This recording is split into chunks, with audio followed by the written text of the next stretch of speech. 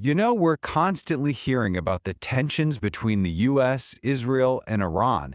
But if things were to actually escalate into a real conflict, what would that even look like? Let's break down the real rules of the game here. It's the question on everyone's mind, isn't it? You see it all over social media, on the news. In a straight-up fight, who comes out on top? Seems like a pretty simple question to answer. But here's the thing. It's completely the wrong question to be asking. Modern wars, especially one as complicated as this, they're not like a football game. There isn't always a clear winner and a clear loser. The reality is, well, it's way, way messier. So to really get our heads around this, we have to start at the beginning. Before we even try to pick a winner, we need to ask a much more basic question. In a war like this, what does winning actually mean? See, victory isn't just one thing. You can really break it down into three different flavors. First, you've got your classic military victory. That's about destroying the other side's army. Then there's a political victory, achieving your bigger goal, maybe something like regime change. But it's this third one that's absolutely crucial here, a survival victory. And this is a complete game changer. For a country like Iran, which knows it's up against a technologically superior opponent, just surviving the attack, keeping your government in one piece, and just plain outlasting the enemy, that right there is a massive strategic win. This difference in what victory looks like really gets to the heart of the matter. It shows us that the two sides aren't even playing the same game. They have totally different fighting styles, built on completely different ideas of what their strengths are. And the difference is just night and day. On one side, you have the incredible high-tech power of the US and Israel. It's all about precision, speed, and overwhelming force. And on the other side, you've got Iran's whole strategy, which is built on endurance and disruption. It's the definition of an asymmetric fight. I mean, if you just look at the stats on paper, it seems like a total mismatch, right? We're talking about the most advanced military hardware in the world, complete control of the skies with jets like the F-35, and the ability to hit a tiny target from hundreds of miles away. But Iran's playbook is designed specifically to counter all of that. They're not trying to build a better fighter jet. Instead, they're leaning into a huge arsenal of much cheaper missiles and drones.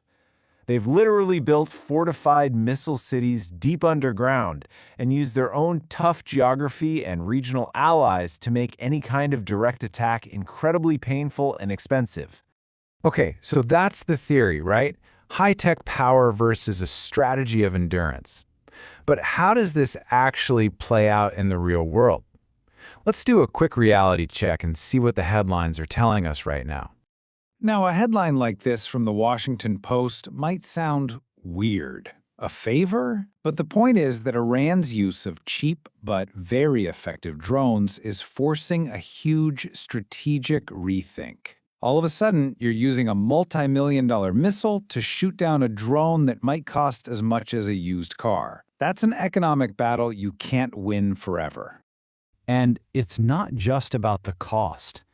The Guardian is reporting that even the most sophisticated air defense systems in the world, like Israel's legendary Iron Dome, are being seriously challenged, not because they don't work, but because of the sheer number of missiles and drones being thrown at them.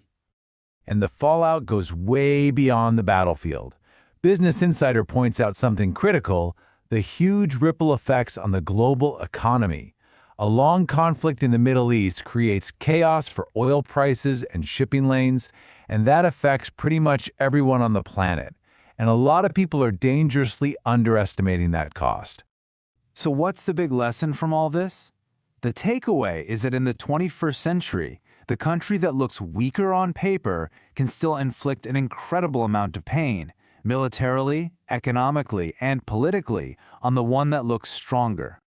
All right, so we've defined what winning is, we've looked at the two clashing strategies, And we've gotten a reality check from what's happening on the ground. Let's put all the pieces together. What's the final verdict? You know, it really all boils down to this. Their goals and their timelines are polar opposites. The US and Israel absolutely need a quick, decisive war. Get in, hit key targets, achieve their goals, and get out. Iran's goal? It's the exact opposite. Survive the first hit, drag the war out, and make it so costly and painful that the other side just gets tired and leaves. So this leads experts to really map out three main ways this could go. First, a military win for the US and Israel. They destroy a lot of bases and weapons, but the Iranian government survives and the fight just continues in the shadows. Second, an Iranian strategic win. They take the punches, outlast the attack, and the US eventually withdraws because of the high cost. Kind of like what we saw in Afghanistan. Or scenario 3, no one really wins at all. In that third scenario, that's the one that most analysts believe is by far the most likely outcome. A long, brutal, and incredibly costly war for everyone involved. A conflict with devastating losses that throws the entire region into chaos and where nobody actually achieves their real political goals. So if you wanted to simplify this whole thing down to its core, it's this. The US and Israel have the stronger military, no question. But Iran has stronger endurance. And it's that clash, raw strength versus sheer stamina, that guarantees there's no easy answer and no simple victory. And all of this leaves us with a much bigger, more profound question, one that goes way beyond this specific conflict. The very nature of war is changing. It's not just about who has the biggest bombs anymore. And it forces us all to ask, in this new world of asymmetric warfare, what does it even mean to win?